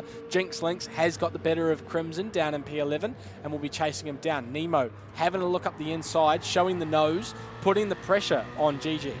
It does look like in the background, Jinx Lynx has found a way to slightly break away from the previous group he was in. Whether they were working together or not is a question for later on. But Nemo here, look how close he is through the cutting. Excellent work there, but he will be a little bit lost on the exit as he did have a car directly in front of him as he got into power. Up we go into the lovely, lovely section at the top of this hill. Through Frog Hollow again. Scrapes the wall, so just for good measure, making sure that the livery painters have something to do. Kaido Racer I can hear Kaido Racer typing furiously in the chat about that one. Yeah, that's a $10 fine. That's a $20 fine. So gold coin donation for every paint chip that you take off the car. These lovely liveries. But Nemo, that's a clean run through the dipper, but a better run for GG ahead. Nice move so far. P9, battle for P8. It's still technically all to play for, but that's a tag slapper for both of them. Oh. Wow, okay. So, as you said, mental bandwidth starting to reduce. It's getting late in the day. The tyres are cooling down, and there's little to no grip as well. A lot of wear on those tyres now as well. They've run a long stint here and still 4 laps to go for these guys, so more wear to creep in. You see there's 6 tenths off their best times there, at which Nemo conveniently set on the lap prior, so this lap has not been nearly as good, perhaps really suffering in the dirty air of a Green Goldfish in front of him, but he's certainly working his hardest in that beautiful pink livery to try and get the better of the man in the Crusaders style livery, the red and the black in front of him in the form of a Green Goldfish. I want to check in on our guys behind as well. Jinx Lynx chasing down that pack. The gap's come down a little bit. It was about 3.5 seconds. The points are still on for Jinx Lynx here, and Crimson is not far behind him. He is coming with him. Yep, he's in the tow at the moment, so Jinx Lynx is pulling along, Crimson in behind. So if they are able to maybe, I mean, they're obviously not too keen to work together. If they did work together, they might be a lot closer to Dive Cable, and Dive Cable might be getting a little bit worried in the last part of this race. If he can't find the pace, he will be under threat, potentially losing that P10 spot. He's not close enough to Nemo now to get that slipstream. That's going to be to his disadvantage. So it's all about how he handles the corner, how he handles the mountain. Can he keep the speed up throughout the lap? Crimson's done well here to pull a lot of time on Jinx Lynx there. So, Jinx Lynx a mistake as well on the way out of the cutting, and that puts Crimson right on him. That's not an error that you want to be making at this point for these guys. That's going to close them right up at this point. And you've jogged my memory here a little bit, George. We need to start thinking about our driver of the day here. So there will be, for those of you watching at home, there will be a poll going up in the chat for driver of the day votes. We're going to get 5 nominees up on the screen for you. So make sure you vote in the poll for who you think it should be. I'm thinking we should definitely have the Big H up there somewhere. Monkey Matt as well. A couple of guys like that. Crimson could definitely be someone that we throw in that poll as well. And we'll have a look through these guys and see who's doing what at the moment. Big Head Ted has had a quiet race, but he's still in with a shout, and he's actually challenging Scar now as well. So I've been very impressed with him so far this race as well. So Big Head Ted now applying the pressure. Let's jump on board with him as we chase Scar. Scooter82 as well has had a fantastic race tonight. So a lot of names out there. I wish we could put all of our drivers in this poll, but unfortunately Twitch limits us to 5, so we're going to have to narrow it down for you guys a little bit. So my picks at the moment: the Big H, Scooter82, Monkey Matt, Big Head Ted, and Crimson. Yes. I think those were the 5 that I named there, but there might be others as well. Looks like Big Head Ted has fallen a little bit off the back of the man in front of him. Dive Cable here, still sitting P10. That gap to Jinx Lynx has come down once again, so Jinx Lynx is throwing the kitchen sink at him.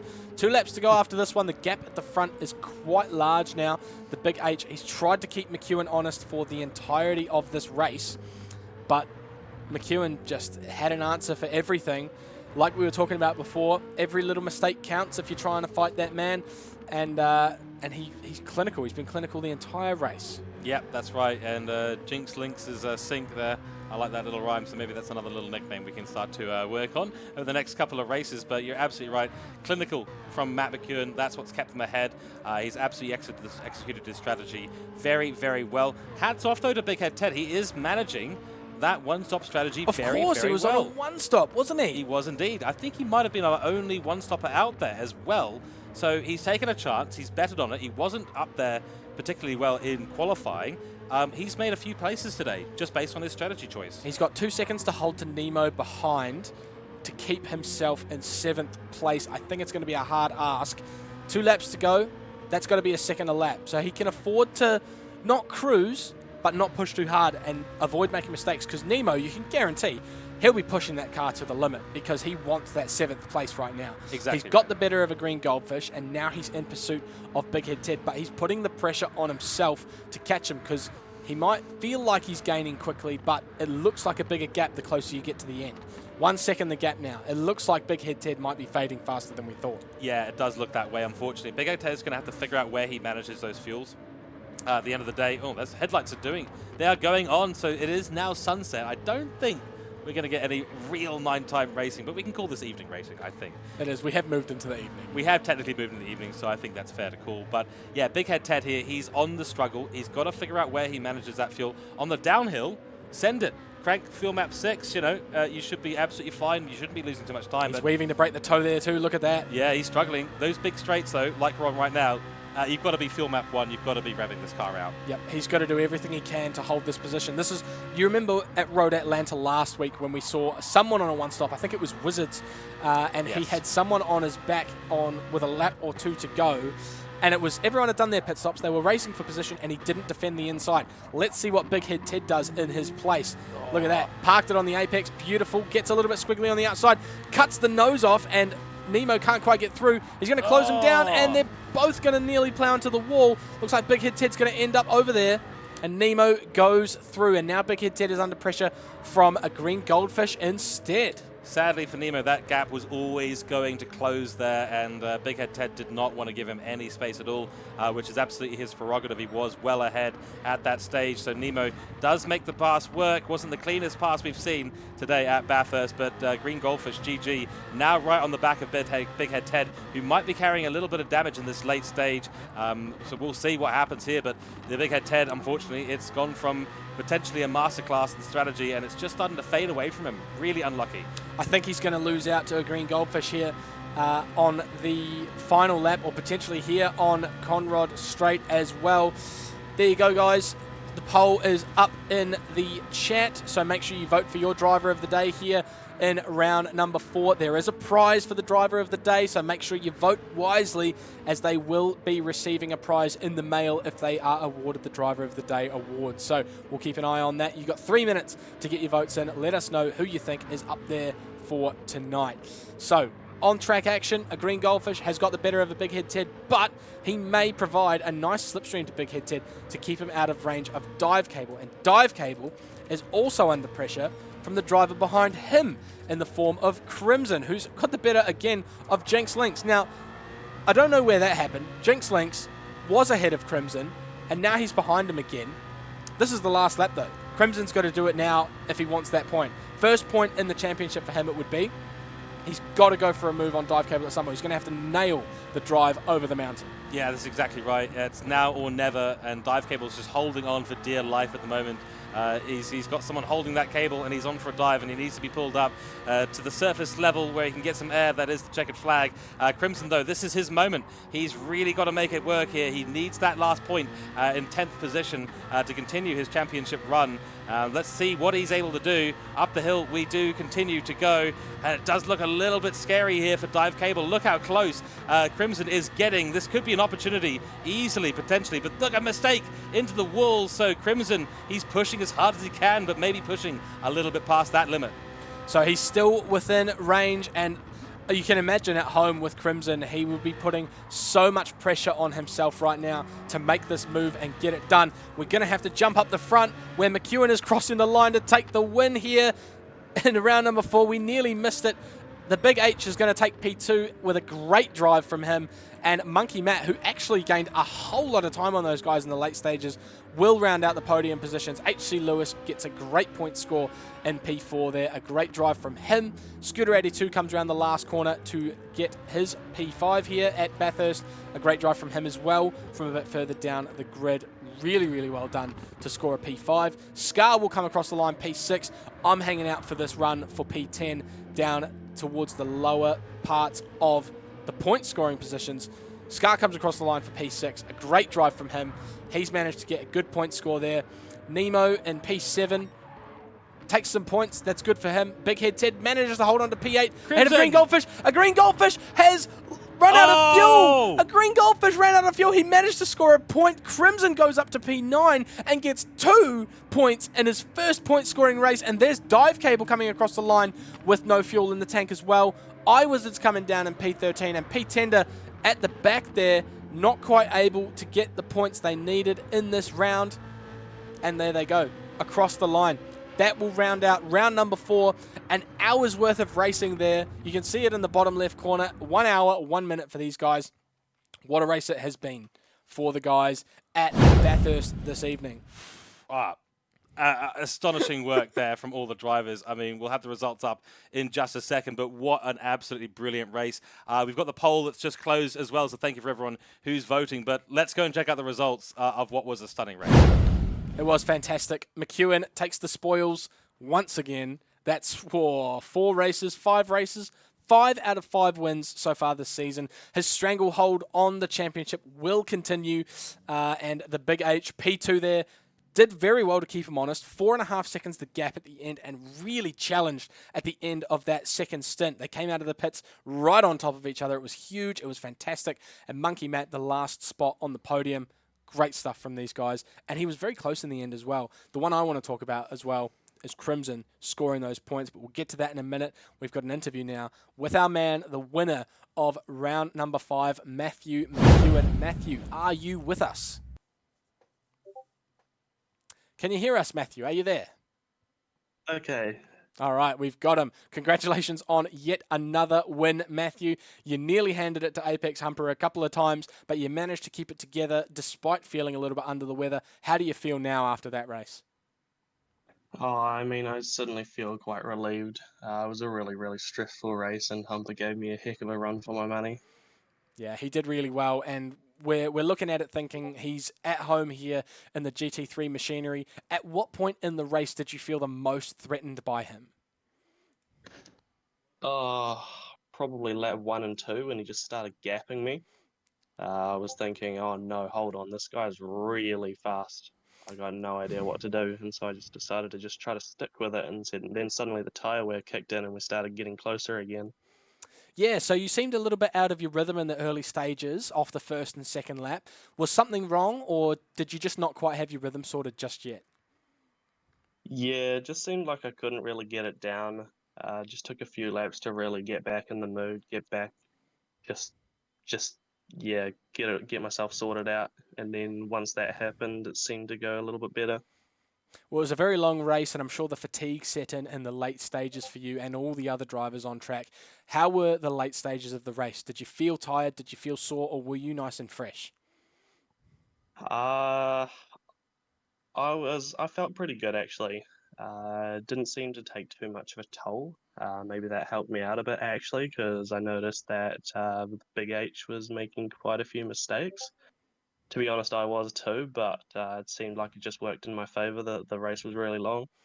Yeah, we saw the gaps fluctuating, but you managed to hold on, and 4.5 seconds was the gap at the end. So comfortable enough for you, I'm sure, but another win on your record here. Your stranglehold on the championship continues through round 4, and we'll see you again for round 5. Congratulations again, Matthew, and we'll see you next week for Super Formula at Grand Valley Highway 1. Thank you. We'll see you then. Very good. Lovely to hear it. Lovely to see it. Matthew McEwen, everyone, the winner of round number 4 here at Bathurst for the New Zealand Esports Racing Series. That fatigue, I know he made light of it, but I reckon that they were getting pretty tired, because I'm getting pretty tired here. You know, after all of that, I feel like I need to crack a Red Bull right about now. Oh, I think that's an absolutely fair point, to be honest. And of course, we do have a few sponsors. We do have to mention occasionally. Of course, Highlands Motorsport Park down in Queenstown, absolutely legends for providing the prizes and providing some sponsorship for us today. And of course, Respawn Esports as well, who've done an absolutely fantastic job. Yeah, it's been great to host this series here at the heart of Wellington at Respawn Esports Centre. We love to be here. See the lovely T-shirts we've been provided as well. Fantastic stuff. And yeah, Highlands Motorsport Park offering a real-life drive in a real-life race car for one of our lucky sim racers. Well, not really lucky, I suppose. They're going to earn it. And so far, Matthew McEwen is doing a great job of earning it thus far in the series. But he gets another 12 points to go chalk up on his whiteboard at home there, and increases gap to the drivers behind him. The Big H will probably leapfrog Monkey Matt in the standings after this one, but we'll have a look at that when we get back for the next round. Our driver of the day at the end of the poll, George, it looks like we had a tie. We did have a tie, and it's a tie between P1 and P2, Matt McEwen and the Big H, both of them doing very, very well, of course, in the race. But yes, a tie, which means that it's up to us in the commentary box. Yeah, I think we're going to have to be the deciding voters. We're going to have to be. So I guess we'll have to start discussing. I'm certainly interested to hear what your thoughts are. Now, I think the Big H did very, very well this race, but I'm back to those 3 rules. There's someone in this race who executed all the 3 rules absolutely perfectly, and that was Matt McEwen today. He did. It was a clinical drive from him. So is that your vote? Does your vote go to Matthew McEwen? That will be my vote today. Your vote, driver of the day. Now, I'm never a fan of giving the driver of the day to the driver who won the race, but I have to go with my boy George over here and nominate Matthew McEwen for that driver of the day as well, particularly given what he said after the qualifying session, where he was saying he was a little bit under the weather. Certainly a great performance to do that after feeling a little bit like that, and performing at your best, especially under so much pressure. That's the most pressure we've seen McEwen come under this season so far, and to execute that race as well as he did, fantastic stuff. So I think that counts for a driver of the day performance. I certainly do, and thank you everyone for voting in chat as well. Hopefully we can continue to do that next week as well as the week after. I think that was a great round. The M3 GTs there, the BMWs, put on a great show for us. The Group 3 was a great choice. At Bathurst, it's brilliant. We really saw the ultimate pace there. It was strategy involved, but we saw almost everyone on the grid choose the 2-stop strategy, just at differing points. The only person we saw on the 1-stop strategy was Big Head Ted, and I have to say, shout out to him, P8 finish overall. It was great, and great points for him as well. He's been on the lower end of the point scoring positions so far this season, and it's possible that on a 2-stop he may not have scored those points today. But the 1-stop, he made it work. He was clinical. He drove nice and smooth, kept the car together for the most of the race, and came away with P8 ahead of our boy Crimson. Yes, which I'm stoked about. Every driver on the grid in Division 1 now has points on the board, and that is just testament to how competitive it is here in Division 1 of the New Zealand Esports Racing Series. Only the top 10 spots on the grid provide points to the drivers who finish in them, and every driver has had a top 10 finish so far this season, so fantastic to see. Just goes to show the level of competition here at the NZ ERS. It's the first time we're holding a competition like this, and it's been a pleasure to be part of it, and to see this level of skill out there from our New Zealand friends is just brilliant. So again, big thank you to all the competitors for putting in the hard work and getting up to speed and showing us their skills out on track. It's really impressive. That would have been such a tough combination. I do not envy our drivers whatsoever. Personally, and I'm going to offend a lot of people here, not a fan of driving on Bathurst myself. Such a difficult track, and that makes me sound like I've got a skill issue, which I kind of do. You kind of don't. You know, you kind of don't. Well, you know, Bathurst, it's just a tough track, and I just don't enjoy it that much. But these guys have really put on a show for us tonight, and a big congratulations to our podium finishers, point scorers for the evening, and looking forward to another round next week before we have a bye for the Gran Turismo World Series Championships, the World Finals held in Barcelona, which we might do some sort of watch party for. I don't know, but we'll have to set that up at a later date. But before we go, once again, a big thank you to our partners for this series, New Zealand Esports, who of course are the naming sponsor of the New Zealand Esports Racing Series, Highlands Motorsport Park, who are providing for us a real-life drive and a real-life radical race car for the winner of the championship this year, and Respawn Esports Centre, who are playing host to the New Zealand Esports Series, New Zealand Esports Racing Series, might I say, here in the heart of Wellington Central. But that is it from us here for round number 4. We will close out the night here in style after such a fantastic Bathurst race. So we'll see you all again next week. Bye-bye for now.